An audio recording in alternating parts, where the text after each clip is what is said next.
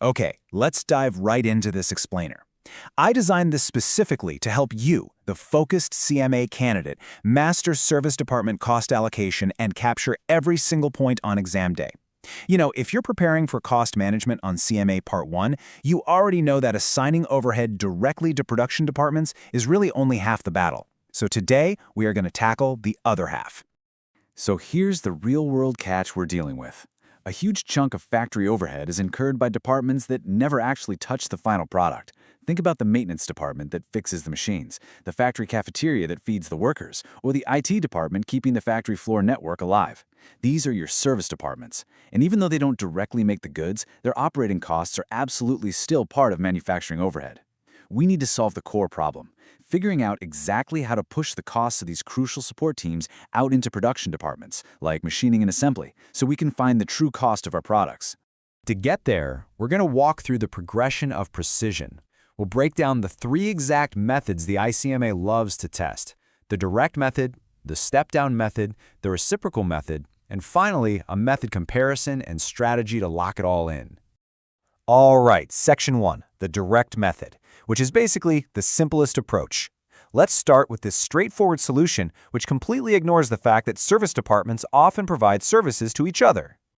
Let's do a quick mental calculation. Imagine a factory cafeteria that costs exactly $100,000 to run. It serves employees across the entire company. Imagine the real-world usage breakdown of that cafeteria. 10% of those meals go to the maintenance team, which is another service department. Meanwhile, 60% go to machining and 30% go to assembly. Those are our 2 production departments. In reality, the IT team might fix the cafeteria's computers, right? And the cafeteria feeds the IT workers. But the direct method, it just says, nope, we don't care about that. Under the direct method, we literally act like that 10% going to maintenance doesn't even exist. We just wipe it out. So we have to rebase our math using only the production ratios. Machining has 60 parts, assembly has 30 parts. We add those together to get a new total of 90 parts. Then we simply allocate. Machining gets 60 over 90 of the cost and assembly gets 30 over 90. Boom, done. The absolutely crucial point to remember for your exam is the trade-off. It's incredibly fast and inexpensive to implement. But it is the absolute least accurate method, precisely because it completely ignores those interdepartmental services. Moving right along to Section 2, the step-down method, or moving down the staircase.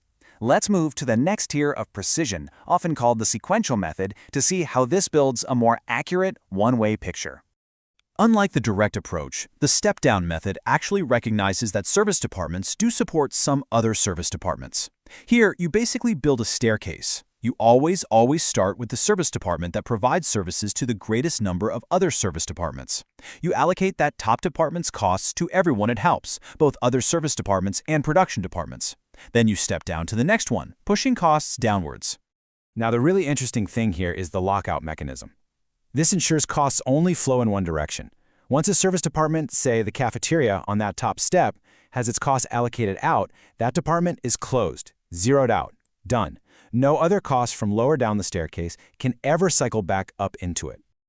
All right, as your coach, I have got to warn you about the single biggest exam trap on this topic: forgetting to combine the original costs with the received costs before that second allocation. When you step down to allocate the maintenance department's costs, its total pool isn't just its original costs anymore. It's the original costs plus the chunk it just received from the cafeteria in Step 1. You absolutely must allocate this new, combined amount forward to the production departments. Don't let the ICMA catch you on that. Section 3, the reciprocal method. Finally, we reach the absolute algebraic gold standard of precision. Unlike the previous methods, which either ignore the issue entirely or rely on a one-way flow, this fully accounts for the reality of the factory floor. It recognizes all mutual services provided among service departments. It accounts for the fact that, yes, the cafeteria feeds maintenance, but maintenance is simultaneously fixing the cafeteria's ovens. Because these costs loop continuously back and forth, basic arithmetic just won't cut it here. We have to use simultaneous linear equations to solve the puzzle. You're basically setting up an equation that says the total cost of the cafeteria equals its own direct costs plus the percentage of maintenance it uses multiplied by the total maintenance cost. Okay, take a deep breath, don't panic about the algebra. Because CMA multiple choice questions have to be solved quickly, the ICMA rarely expects you to hand solve a massive matrix of simultaneous equations. For the exam, focus on understanding the logic. They usually just want you to be able to correctly identify the setup of the equations from a list of options, rather than grinding through the math of a huge matrix. Section 4. Method, Comparison, and Strategy. Let's pull all of this together into a cohesive strategy, an ultimate cheat sheet, so you can lock in these concepts. Take a mental screenshot of this matrix. It is your ultimate guide to understanding how these three methods trade off between complexity and accuracy. Let's just let this sink in. If a question specifies the direct method, immediately ignore other service departments. Remember, low complexity, lowest accuracy. If it says step down, watch your sequence carefully, remember the lockout, and accumulate your costs as you move down the stairs. That's medium complexity, medium accuracy. And if it mentions reciprocal, well, look for the answer choice that embraces full, mutual accountability via simultaneous equations. High complexity, highest accuracy. You know what? You are now fully armed to crush service department allocations on your exam. I highly recommend you head into your study software right after this and practice a few sequential allocation problems just to lock in those steps. But conquering this leaves us with an intriguing question. Now that we know how to push support costs down, how do we handle joint product costing when a single manufacturing process creates multiple different products simultaneously? Well, that is exactly what we'll tackle in our next study session explainer. Keep studying hard, and I'll catch you next time.